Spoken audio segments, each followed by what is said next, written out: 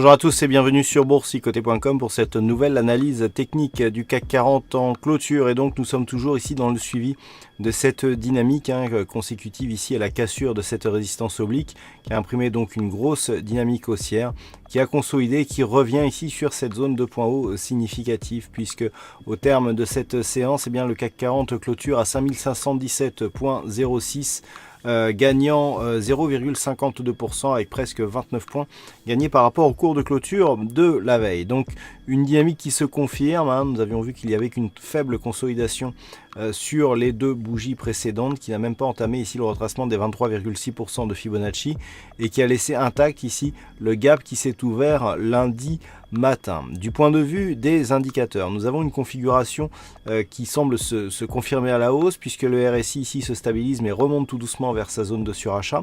Le stochastique lui s'est stabilisé dans cette zone.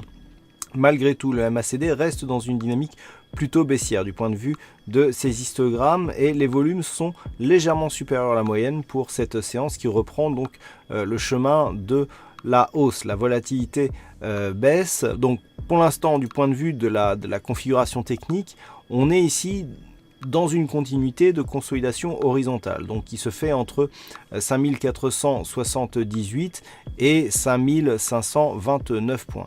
Il faudrait casser l'une ou l'autre de ces zones pour que la configuration technique change.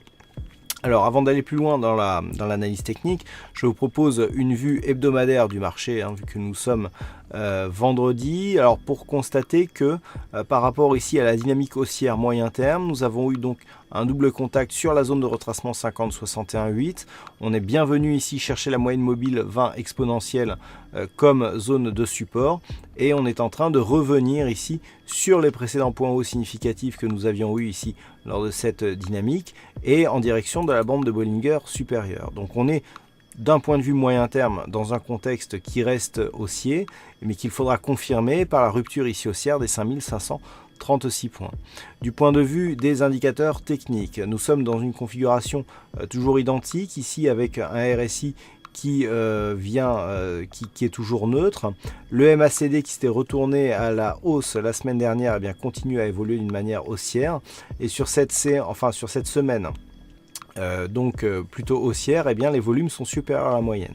Là où la configuration change, c'est pour le stochastique, puisque le stochastique était toujours sur un signal baissier de sortie de zone de surachat et n'avait pas recroisé sa ligne de signal. C'est chose faite, puisque cette semaine, le stochastique recroise sa ligne de signal à hausse, ce qui invalide la poursuite du signal de consolidation tel que nous l'avions jusqu'à la semaine dernière. Donc par rapport à cela, du point de vue moyen terme, il faudrait donc casser à la hausse ici les 5536 points, ce qui validerait la poursuite du mouvement, donc d'impulsion ici, contact bande de Bollinger supérieure, contact moyenne mobile 20 exponentielle et retour ici sur les points hauts et sur la bande de Bollinger supérieure. On serait donc dans un flux haussier confirmé. Si tel n'était pas le cas, si par exemple les cours restaient ici sous 5536 points, là il y aurait risque d'affaiblissement et notamment si les cours revenaient ici sur les 5329 points et casser cette zone. Mais pour l'instant, on reste ici dans une dynamique haussière tant que ces niveaux ici ne sont pas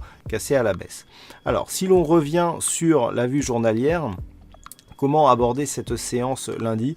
Tout simplement avec les mêmes niveaux que nous avions en surveillance cette semaine, puisque c'est toujours ici ce niveau des 5478 points, et enfin la zone de niveau entre 5478 et 5465 qui fera office, je dirais, de garante de la poursuite ici d'un possible mouvement haussier, puisque tant que l'on reste au-dessus de ces niveaux, on est sur une phase de stabilisation, mais suite à une dynamique fortement haussière.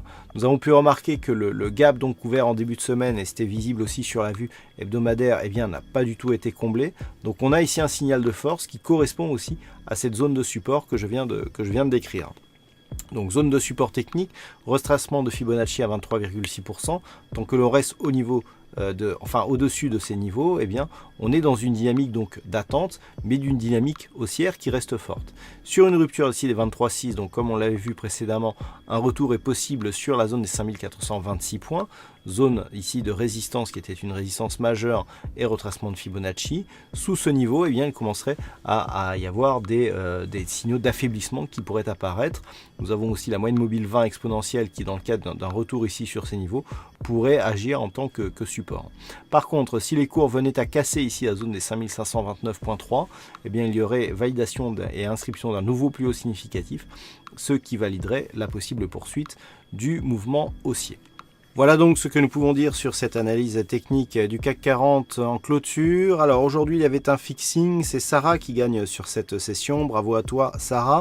Et enfin concernant les statistiques, on reste sur une probabilité plutôt haussière, puisque au vu de cette configuration, eh bien, nous avons une probabilité de 56% d'avoir une progression haussière à partir du niveau d'ouverture de la prochaine bougie, et cela semble se confirmer sur les bougies suivantes. Voilà donc pour cette analyse technique du CAC 40 en fin de semaine. Passez un bon week-end et on se retrouve dès lundi prochain pour d'autres analyses techniques, toujours sur le site boursicoté.com.